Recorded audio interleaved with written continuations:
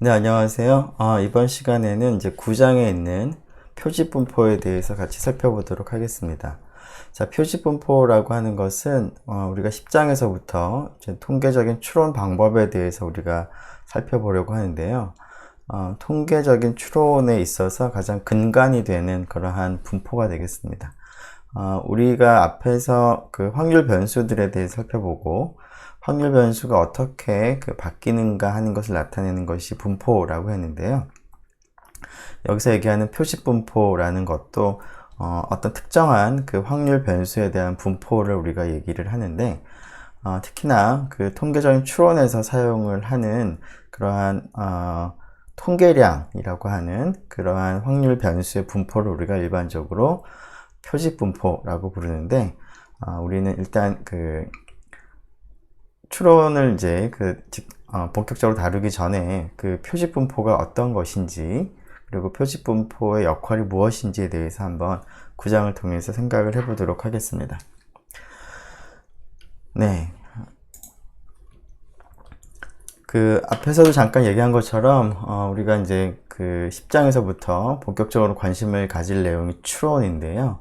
혹은 통계적인 추론이라고도 얘기를 하는데 이러한 통계적인 추론을 우리가 다룰 때 이제 표지분포가 중요한 역할을 하겠습니다.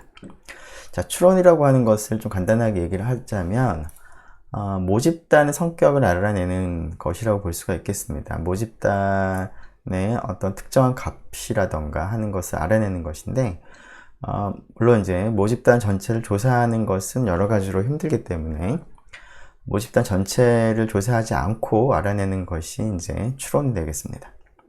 자, 모집단 전체를 조사하진 않지만 그래도 모집단과 유사한 것을 우리가 바탕으로 하기 때문에 표본이라고 부르는 모집단으로부터 추출한 작은 크기의 표본으로부터 우리가 모집단을 이제 추측하는 과정이 추론이 되겠습니다.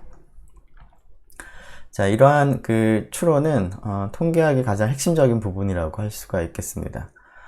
통계학은 우리가 앞서서 1장에서부터 어떠한 것이 통계학이다 라고 하는 것을 우리가 같이 얘기를 했었는데요. 그러한 통계학을 구성하는 부분 중에서 크게 이제 기술 통계학이라고 부르는 부분과 추론 통계학이라고 부르는 부분으로 나눌 수가 있을 것 같은데 우리가 이전까지 자료를 정리하고 요약하는 방법에 대해서 해석하는 방법에 대해서 살펴봤다면 그러한 것은 통계학 분야 중에서도 기술 통계학, 즉 디스크립티브 통계학이라고 부르는 부분일 텐데요. 앞으로는 그 추론에 대해서 우리가 본격적으로 살펴보려고 합니다. 자, 물론 이제 이러한 추론이 어느 정도 그럴듯한 결과를 갖다가 우리에게 이제 그 보장을 하려면 모집단 전체를 조사하는 것이 아니고 표본을 조사하는 것이기 때문에 표본이 모집단의 특성을 잘 반영하고 있는 경우에만 이러한 추론이 잘 이루어지겠습니다. 자, 그러면 이 추론이라는 걸 통해서 모집단의 성격을 알아낸다라고 했는데요. 이때 우리가 관심이 있는 모집단의 성격을 우리가 보통 모수라고 부릅니다. 자, 그런데 모집단의 성격을 모수라고 부를 때 모수라고 하는 것은 어떤 모집단의 성격을 그 수치값으로 나타낸 값을 우리가 보통 모수라고 부릅니다.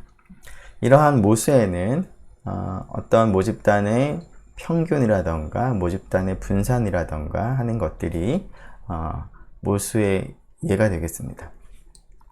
자, 물론 평균이라는 말이나 아니면 표준 편차라고 하는 말이 모집단에 대해서도 우리가 얘기를 하겠지만 표본에 대해서도 얘기를 하기 때문에 모집단에 대한 수치 특성 값인지 아니면 표본에 대한 수치 특성 값인지를 이제 구분을 하기 위해서 모수를 우리가 얘기할 때는 앞에 이제 모자를 많이 붙입니다. 그래서 모평균 혹은 모비율 혹은 모표준 편차라고 우리가 모수를 나타내도록 하겠습니다.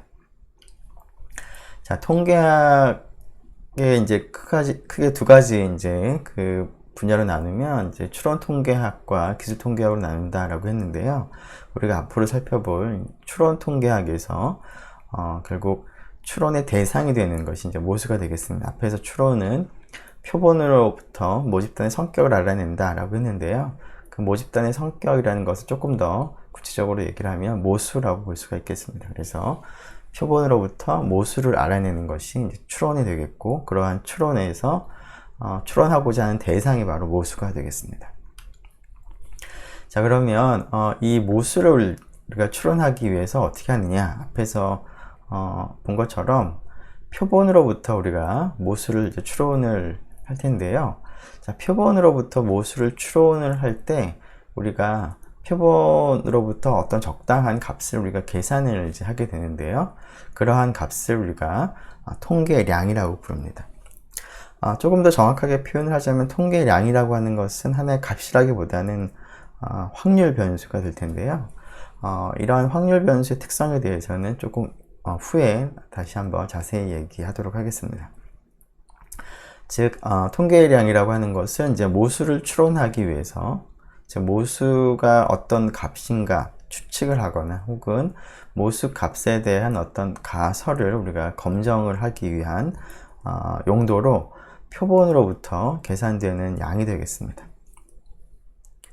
자, 이러한 통계량의 example로는 표본 평균, 표본 상관계수 혹은 표본 표준 편차 등이 통계량에 속하는 예가 되겠습니다. 앞에서 우리가 모수하고 이제 이름을 한번 비교를 해보면 전부 표본이라는 말이 이제 붙어 있습니다. 그리고 이러한 통계량은 조금 전에 얘기한 것처럼 모집단 전체를 조사해서 계산되는 것이 아니라 표본만을 가지고 계산되는 양이다 라는 그런 차이가 있겠습니다. 자, 이러한 그 통계량이라고 하는 값은 당연히 우리가 계산을 할 때 사용하는 표본에 따라서, 표본의 관측값에 따라서 값이 달라지고 그 값에 의해서 결정이 되는 양입니다. 자, 그런데 우리가 모집단이라고 하는 건 하나만 있지만 표본이라고 하는 것은 크기가 정해진다고 하더라도 그 모집단에서 크기가 뭐 100인 그런 표본을 선택을 할 때 굉장히 다양한 표본이 선택이 될 수가 있습니다. 그런데 이러한 통계량은 선택된 표본에 따라서 값이 달라지는 것이기 때문에 통계량이라고 하는 것은 선택된 표본에 따라서 그 값이 결정되는, 즉 표본 선택하는 방법에 따라서 달라지는 일종의 확률 변수라고 우리가 얘기할 수가 있겠습니다. 자, 추론을 이제 다시 한번 간단하게 얘기를 하면, 표본으로부터 계산된 통계량을 바탕으로 해서 모수에 대한 이제 추론을 하는 것이 바로 이제 통계적 추론이 될 텐데요. 여기에 이제 한 가지 이제 어려운 점이, 모수라고 하는 것은 이제 모집단 전체에 대한 특성인데 그것을 표본이라고 하는 모집단 일부만을 가지고 계산을 한 다음에 모집단 전체에 대한 성격을 알아낸다 라고 하는 것이 여러 가지 제한이 있을 수밖에 없습니다. 자, 이러한 그 제한 때문에 이런 추론하는 과정에서 뭔가 이론적인 그 뒷받침이 필요로 할 텐데요. 그러한 뒷받침을 해주는 것이 바로 통계적 추론이라고 하는 이론이 되겠습니다. 자, 이러한 그 통계적 추론 방법이 구체적으로 어떻게 되는지는 10장에서부터 우리가 살펴보도록 하겠습니다. 여기서는 이러한 그 모수와 통계량의 관계들, 그리고 이러한 통계량의 분포인 표식 분포에 대해서 우리가 먼저 살펴보도록 하겠습니다. 자, 앞에서 우리가 모수하고 통계량에 대한 개념을 소개를 했는데요. 자, 그러한 모수와 통계량이 구체적으로 어떤 차이가 있는지, 그리고 어떤 특성이 있는지를 좀 알 수 있도록 구체적인 예를 하나 생각을 해보도록 하겠습니다. 자, 모집단 전체의 평균도 모수의 하나가 될 텐데요. 자, 모수로서 모평균을 우리가 생각을 해보도록 하겠습니다. 보통 모집단의 평균은 뮤라고 우리가 보통 표기를 하겠습니다. 자, 그러한 모집단의 모수에 대한 이제 그 추론을 하기 위해서 모집단 전체를 조사하는 것은 여러 가지로 힘들기 때문에 이 모집단으로부터 일부를 이제 추출을 할 텐데요. 그러한 추출된 결과를 이제 표본이라고 부릅니다. 자, 표본은 다음과 같이 모집단에서부터 추출된 값들로 이제 구성이 되어 있는데, 이 값들을 우리가 표현을 할 때 지금 쓴 것처럼 x1, x2, xn 이라고 보통 쓰는데요. 그때 소문자가 아니라 대문자로 씁니다. 앞에서 우리가 그 확률 변수를 얘기를 할 때 대문자와 소문자는 조금 구분해서 썼었는데요. 대문자는 확률 변수를 표현을 할 때 어떠한 값이, 어떠한 양이 확률 변수다라는 점을 강조할 때는 대문자로 사용을 했었고요.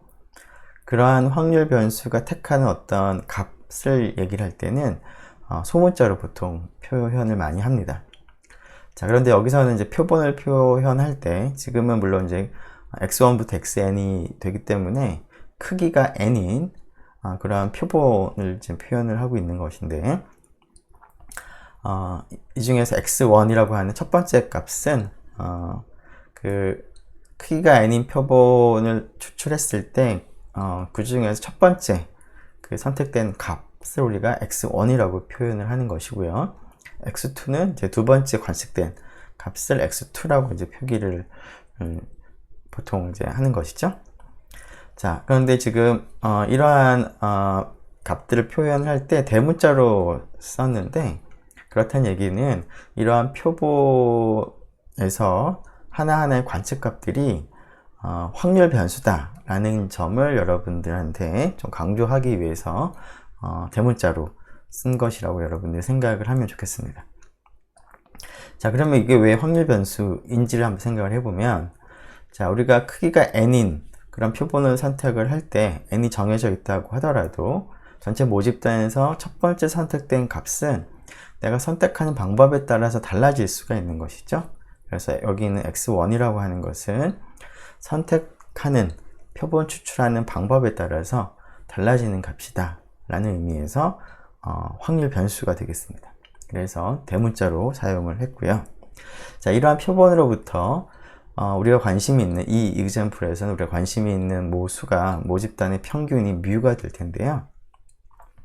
뮤에 대한 추론을 하기 위해서 표본으로부터 그럼 어떠한 적절한 통계량을 우리가 계산을 하는 것이 이제 필요하겠습니다. 자, 근데 모집단의 평균을 추론을 하기 위한 것이라면 아마도 표본으로부터 표본의 평균을 계산을 하는 것이 가장 직관적이고 가장 관련이 있을 것 같습니다.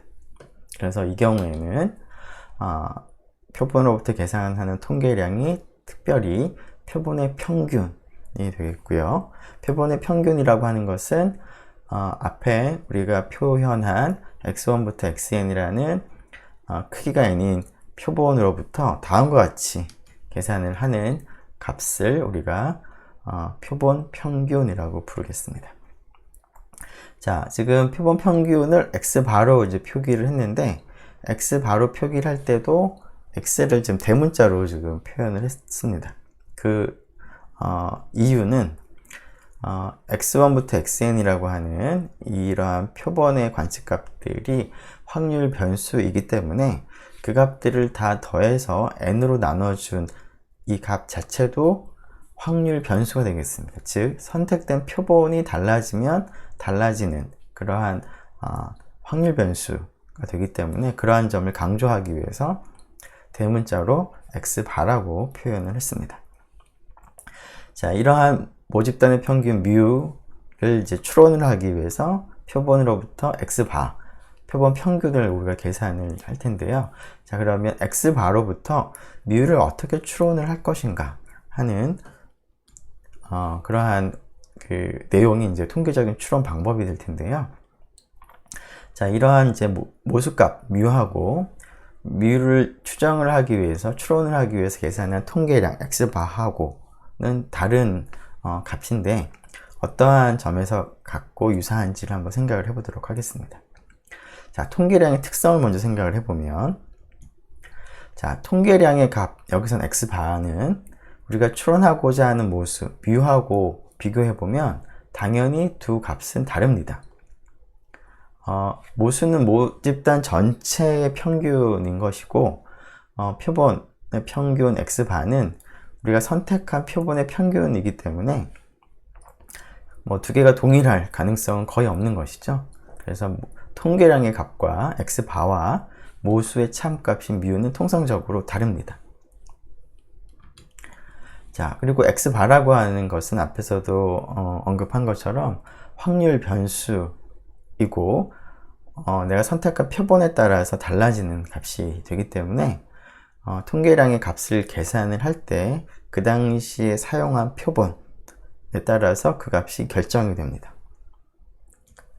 즉, 다른 표본을 추출하게 되면 당연히 x바라고 하는 값은, 통계량의 값은 변하는 그런 특징을 가지고 있습니다. 자, 이러한 통계량의 특성을 우리가 한마디로 표현을 하자면 통계량은 확률 변수다 라고 우리가 얘기를 할 수가 있겠습니다. 자, 물론 이 이그젬플에서는 x바 하나만을 생각을 한 것인데요. x바 말고 표본의 표준 편차 혹은 표본의 뭐 다른 비율, 표본 비율이라던가 하는 것들도 전부 다 확률 변수가 되겠습니다. 자, 이러한 확률 변수를 통해서 모수라고 하는 값은 모르긴 하지만 정해진 하나의 값입니다. 모수는 확률 변수가 아니죠. 자, 확률 변수인 통계량을 사용을 해서 그 상수인 모수를 이제 추론을 하는 것이 이제 통계적인 추론 방법이 될 텐데요.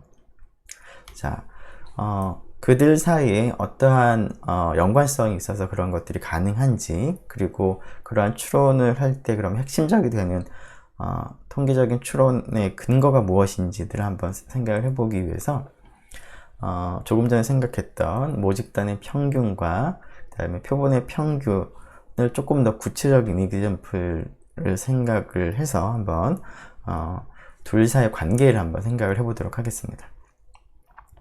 자, 어떠한 도시에 이제 그 살고 있는 근로자들 전체의 통근 거리를 다 모아둔 집합을 모집단이라고 부르겠습니다.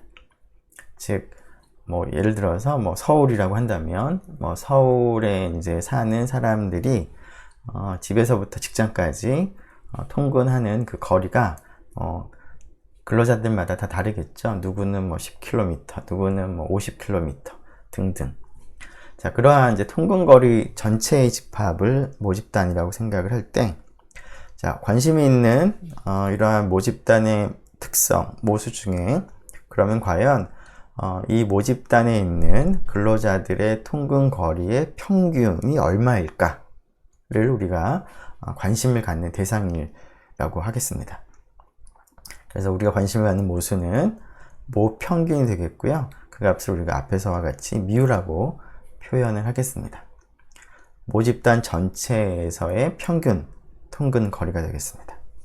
자, 근데 이 값을 이제 내가 이제 알고 싶고 이 값에 대한 어떤 추측을 내가 하고 싶은데, 이 값을 계산을 하기 위해서는 그 모집단에 속한 모든 값들을 이제 조사를 해야 할 텐데요.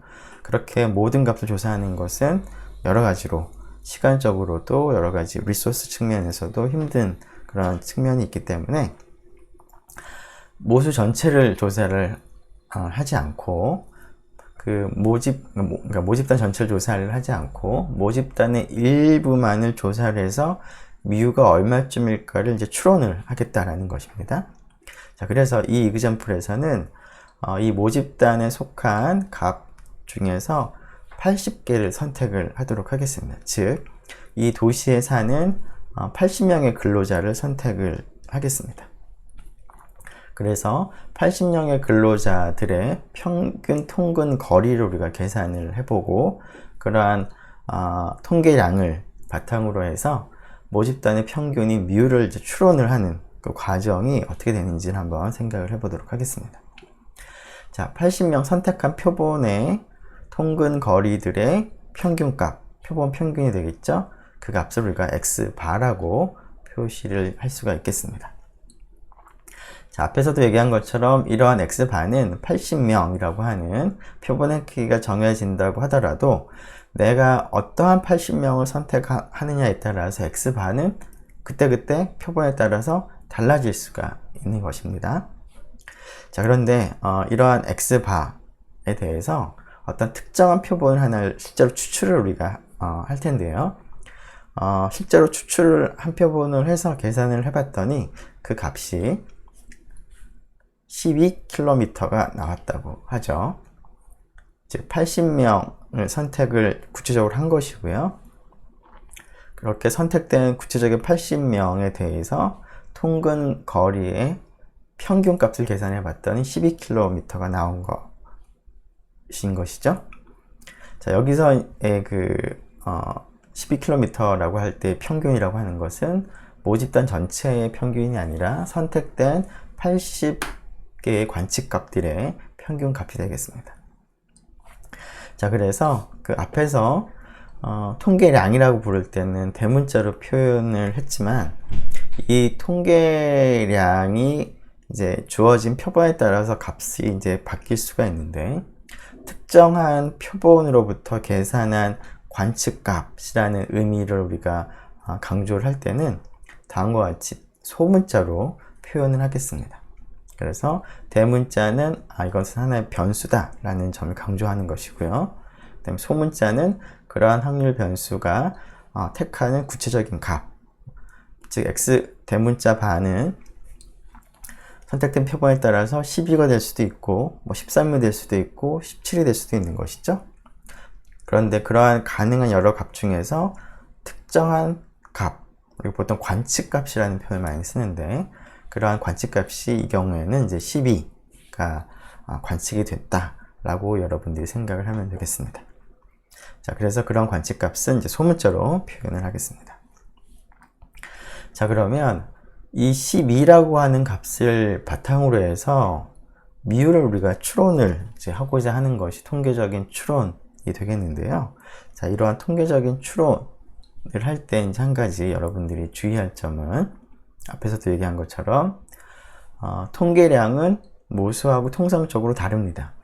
자, 여러분들에게 다음과 같은 정보, 즉 80명을 조사했더니 80명의 평균이 12다 라는 것을 우리가 알고 있을 때, 그러면 모집단의 평균 뮤가 얼마냐 라고 했을 때, 그러면 뮤가 12구나 라고 판단을 내리는 사람은 거의 없겠습니다. 즉 뮤가 10이라고 말할 수는 당연히 없습니다.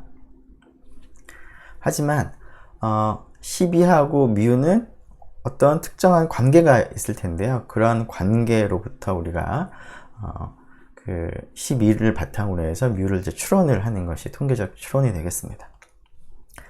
자, 이 10이라고 하는 값은 지금 선택한 표본으로부터 계산한 값이 되는 것이고, 또 다른 표본을 선택을 했다면 12가 아니라 또 다른 값이 나올 것이 당연하죠. 자연스럽습니다.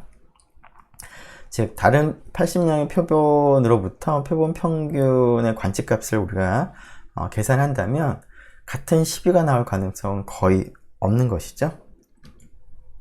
자, 그렇지만 우리가 그 X바라고 하는 이 확률 변수라고 하는 값은 그때그때 달라지긴 하겠지만, 우리의 목표가 이제 X바를 바탕으로 해서 뮤를 추론을 하는 그런 상황에서, 그러면 X 대문자 바가 택할 수 있는 값들이 어떤 값들이 있는지를 다 조사를 하는 것은 당연히 여러 가지로 힘이 드는 그러한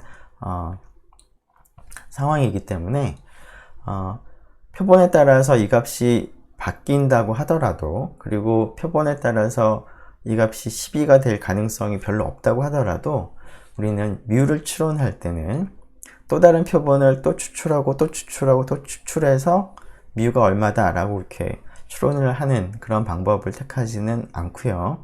왜냐하면 그렇게 표본을 여러 번 추출하는 것도 모집단 전체를 조사하는 것만큼 힘든 일이 될 수가 있는 것이죠. 여러 번 우리가 표본을 조사한다면.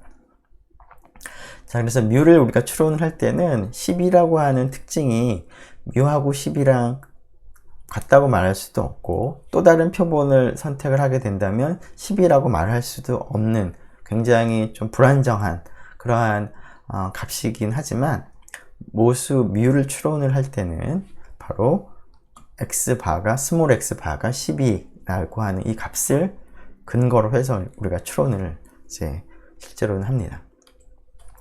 자, 그러면 약간은 좀 부족해 보이는 불완전한 그런 정보로부터 묘를 갖다가 추론을 할 수 있는 근거가 무엇인지가 이제 궁금해 할 수가 있을 것 같은데요. 바로 이러한 모수 추론의 근거는 x바라고 하는 이 확률 변수의 분포가 되겠습니다. 즉 x바라고 하는 이 확률 변수가 그때그때 달라지는데 어떠한 형태를 취하면서 달라지느냐 하는 그러한 정보가 결국은 이러한 불완전한 12라는 어떤 특정한 통계량의 관측값을 바탕으로 해서 미우를 추론하는 이제 근거가 되겠습니다. 자, 특히나 그 x바라고 하는 이러한 분포에 대한 정보를 통해서 미우에 대한 추론을 할 텐데요. 자, 이러한 추론을 할 때 조금 전에 얘기한 것처럼 x바는 그때그때 달라질 텐데요. 이 달라지는 정도가 일종의 분산이라고 볼 수가 있는데, 이 분산이라고 하는 것 혹은 변동성이라고 얘기하는 것을 우리가 생각을 해본다면 x바가 그 변하는 정도가 작으면 작을수록, 즉 그때그때 12가 될 수도 있고 13이 될 수도 있고 뭐 17이 될 수도 있고 바뀐다고 하더라도 바뀌는 정도가 작으면 작을수록 추론을 할 때 우리가 추론한 값이 얼마나 정확하느냐 하는 것을 우리가 얘기를 할 때 변동성이 작으면, 즉 x바의 분산이 작으면 작을수록 그러한 추론의 정확성은 나중에 물론 자세히 하겠지만 정확해집니다. 그래서 이러한 통계량의 이제 분포가 결국 이제 미우를 이제 추론을 하게 하는 이제 근거가 되는데, 그 중에 한 가지 그 변동성을 생각을 한다면 모수 추론을 할 때 정확도가 얼마나 되는지가 결국 통계량의 변동성에 의해서 결정이 됩니다.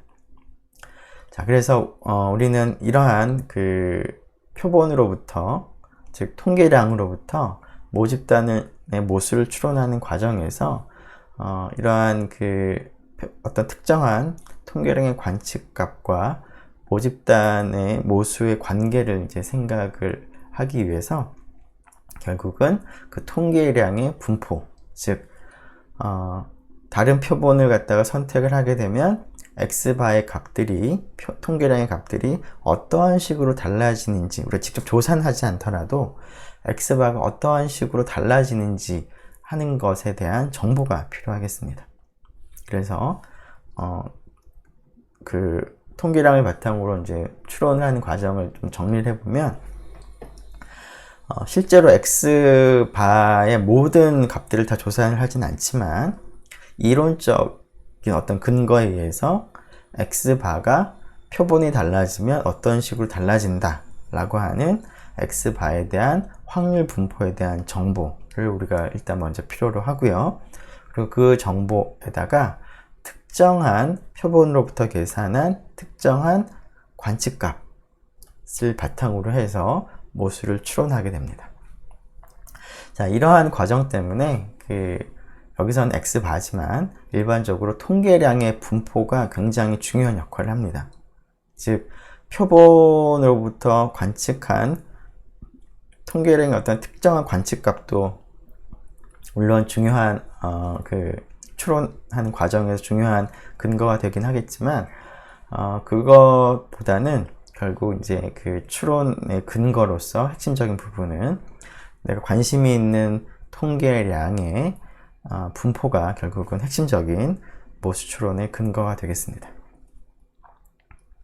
자, 그러면 이러한 통계량의 확률 분포가 그러면 우리가 일일이 다 그 표본을 조사하지 않은 상태에서 어떻게 계산을 할 수가 있을지, 혹은 그거에 대한 정보를 알 수 있을지 우리가 생각을 이제 해보는 것이 필요한데요. 자, 그러한 것들을 생각하기 위해서 일단은 통계량의 확률 분포라고 하는 것이 도대체 어떻게 생긴 것인지, 어떠한 특성을 가지고 있는 것인지, 그리고 이걸 일일이 계산하자면 어떻게 계산을 해야 되는지 하는 것에 대해서 먼저 살펴보도록 하겠습니다. 잠깐만요. 네, 그러면 통계량의 확률 분포에 대해서 조금 더 자세히 살펴보도록 하겠습니다. 자, 우리가 지금 그 통계량의 확률 분포를 살펴보려고 하는데요. 자, 그러한 이제 통계량의 확률 분포를 일반적으로 표집 분포, 영어로 sampling distribution이라고 부릅니다. 앞에서도 얘기한 것처럼 통계량이라고 하는 것은 이제 표본으로부터 이제 계산이 되는 이제 값인데요. 그런 표본에 따라서 이제 그 값이 달라지는 그런 확률 변수가 됩니다. 자, 그래서 영어식 표현을 보면 샘플이 결국 표본이 되죠. 그래서 샘플에 따라서 이제 그 분포가 결정이 된다라는 의미에서 영어 표현에서는 sampling distribution이라고 부르고, 우리말에서는 이제 표집 분포라고 부릅니다. 자, 통계량의 확률 분포인데요. 결국 표본에 따라서 통계량의 값이 어떻게 달라지는지 하는 것을 이제 설명하는 그러한 분포가 되겠습니다.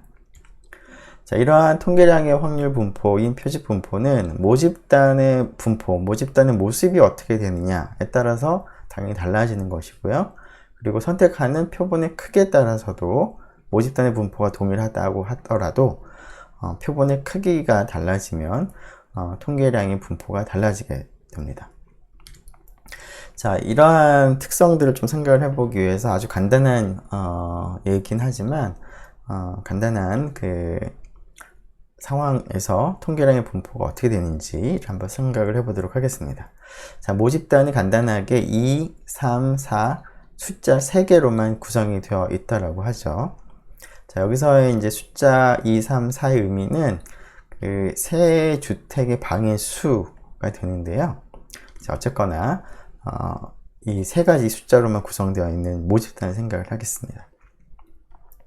자, 이때 이 모집단에서 임의로 하나를 이제 추출을 했을 때 그 추출된 값, 다른 말로 그 주택의 방의 수를 우리가 x라고 한다면 x의 분포가 결국 모집단의 분포와 동일하겠습니다.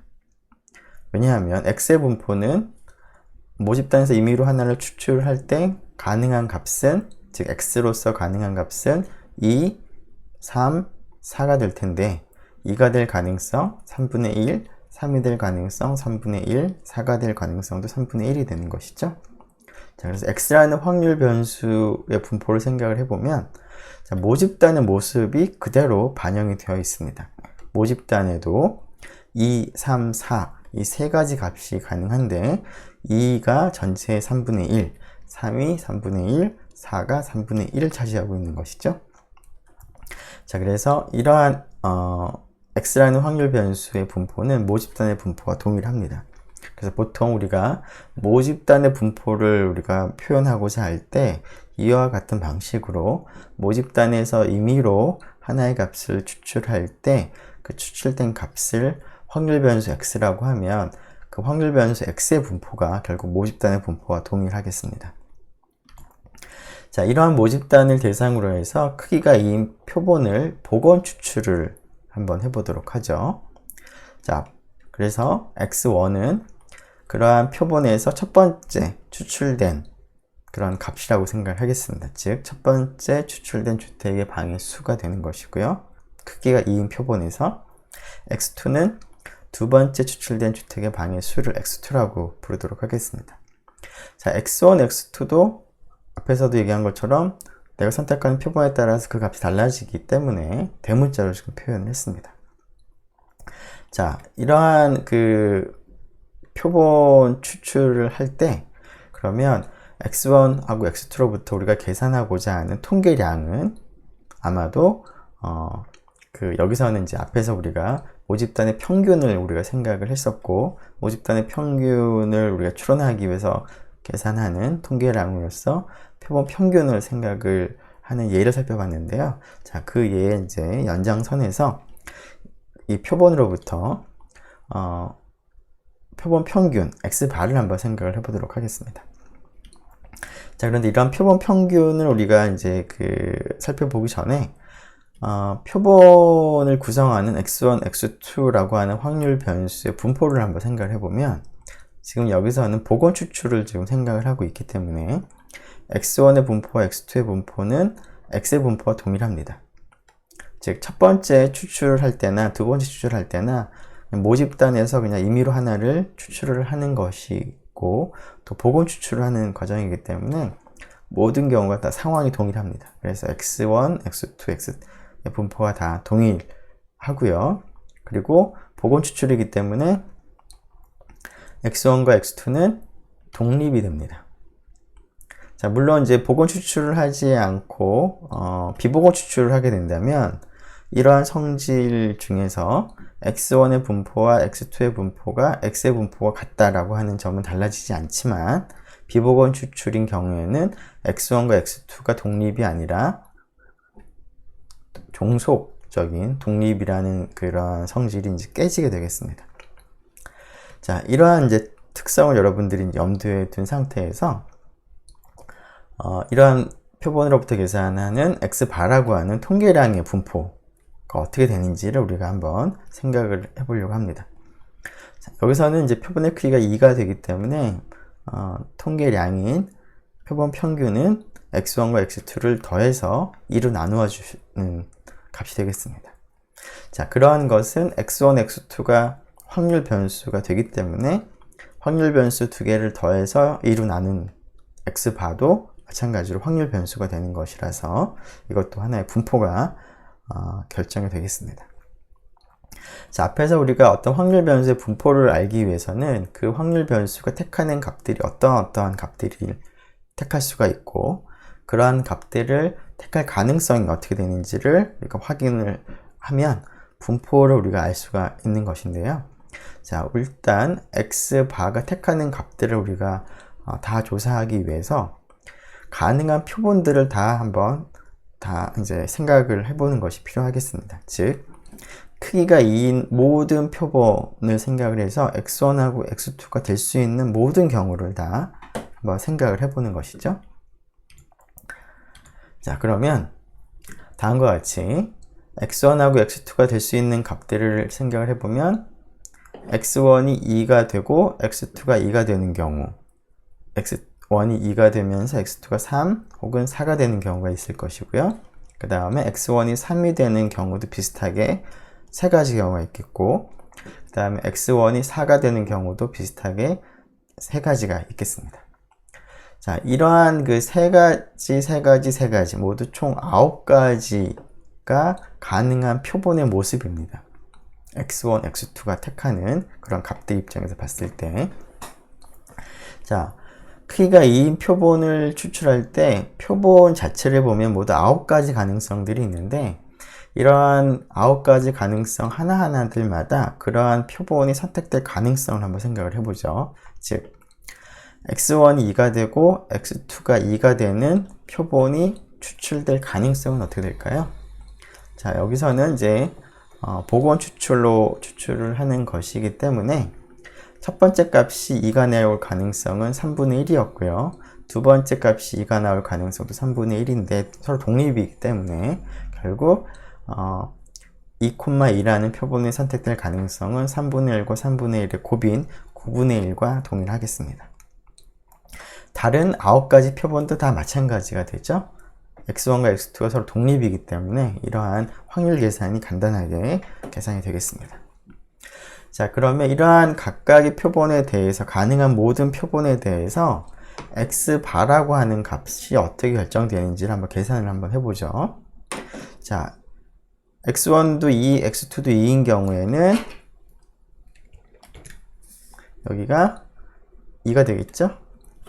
그리고 x1이 2, x2가 3인 경우에는 당연히 2.5가 되고, 비슷하게 3, 여기도 2.5, 여기는 3, 여기는 3.5, 여기는 3이죠? 여기는 3.5, 여기는 4가 되겠습니다. 자, 이렇게 가능한 모든 표본을 다 나열하고 그러한 표본에 대해서 x바 값들 쭉 계산을 해본다면 x바가 될 수 있는 모든 값을 우리가 얻어낼 수가 있습니다. 자, 그럼 x바가 될 수 있는 모든 값은 어떻게 될까요?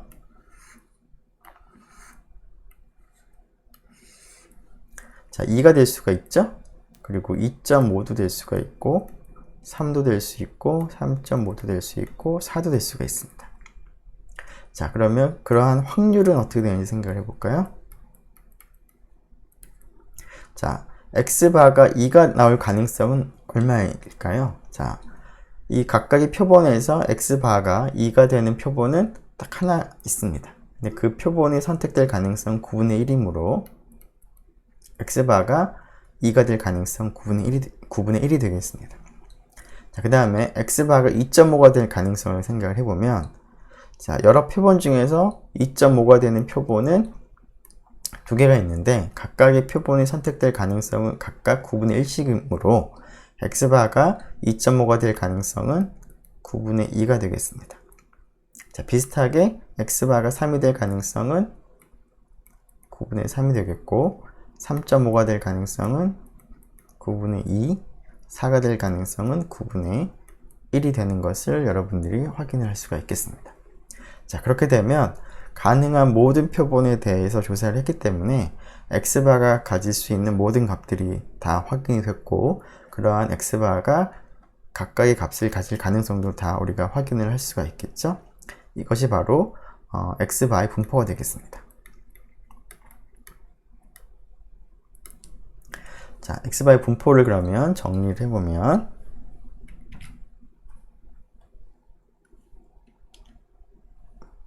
잠시만요.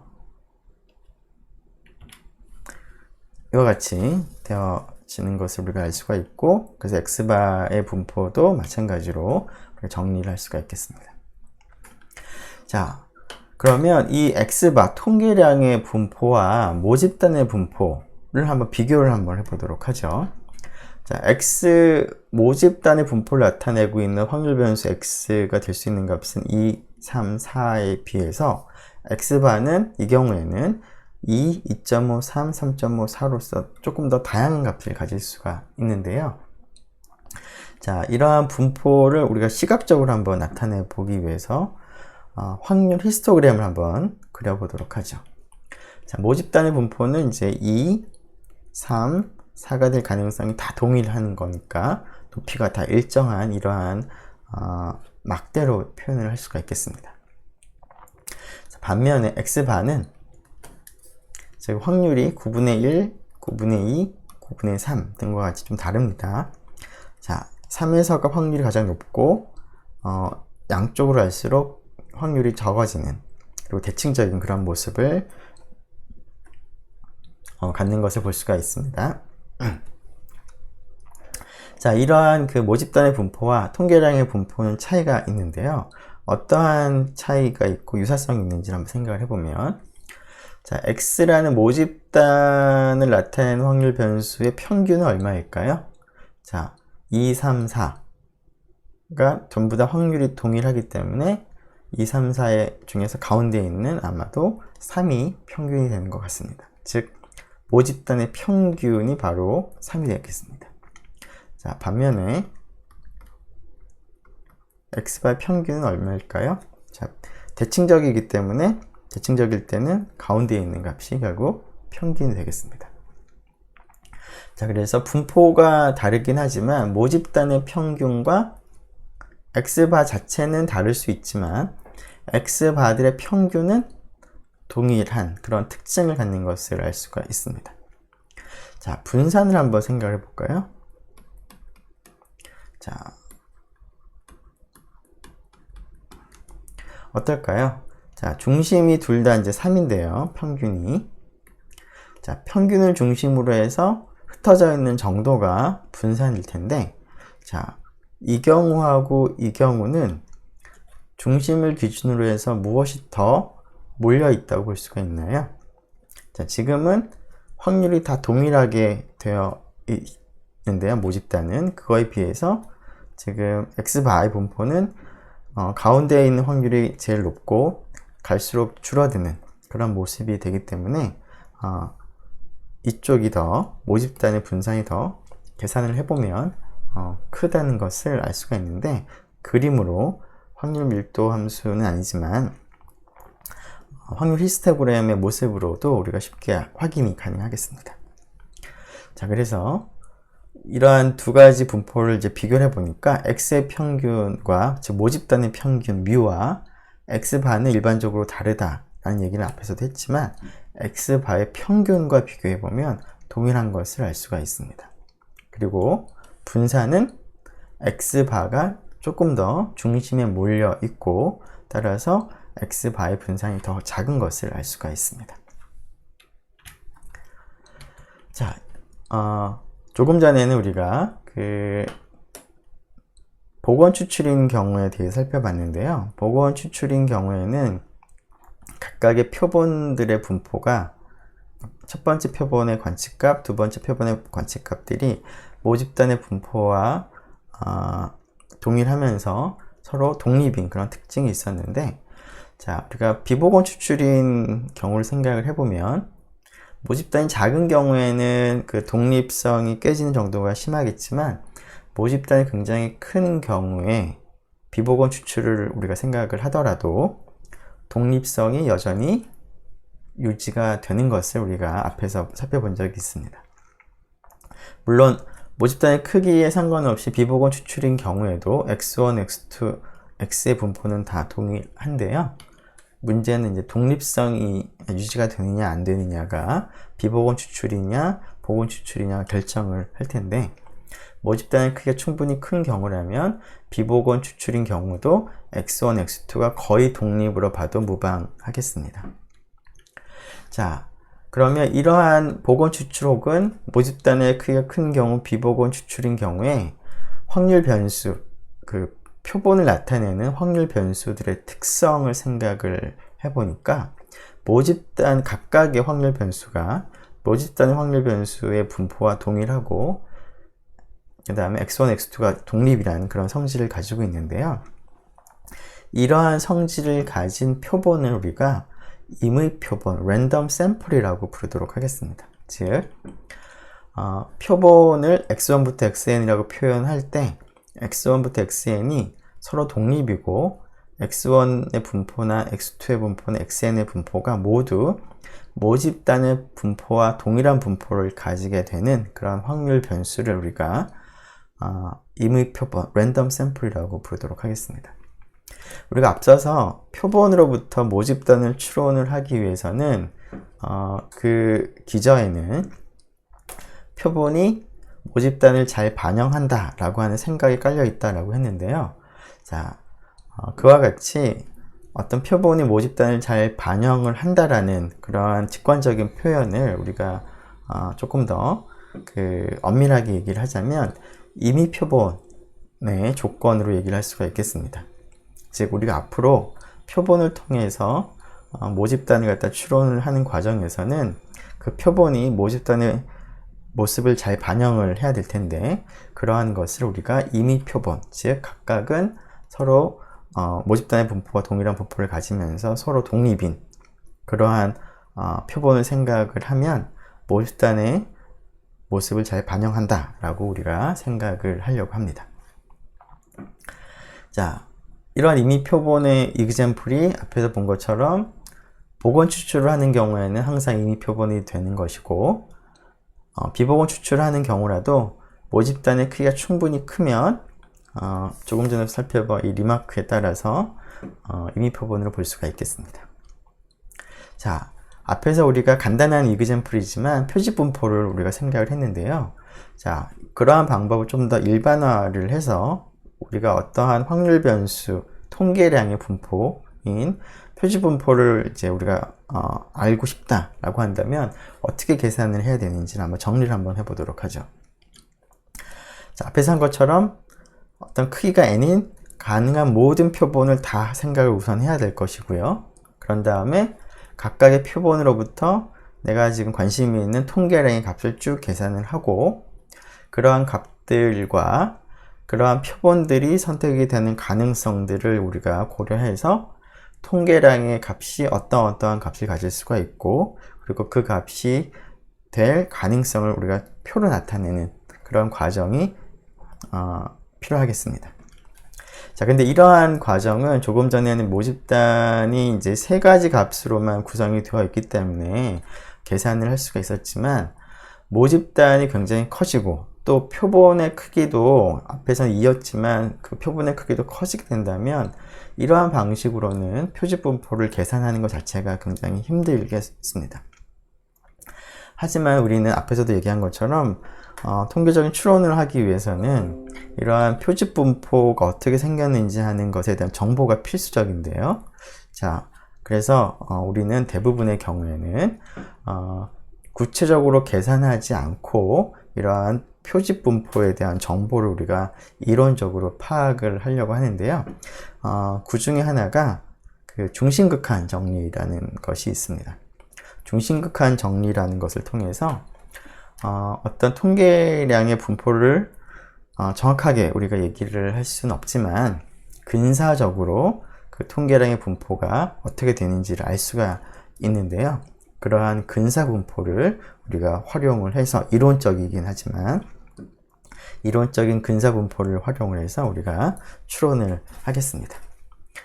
자, 그러면 그러한 그 이론적인 근사 분포에 대해서 우리가 알 필요가 있을 텐데, 그러한 것은 잠깐 쉬었다가 얘기를 계속 하도록 하겠습니다.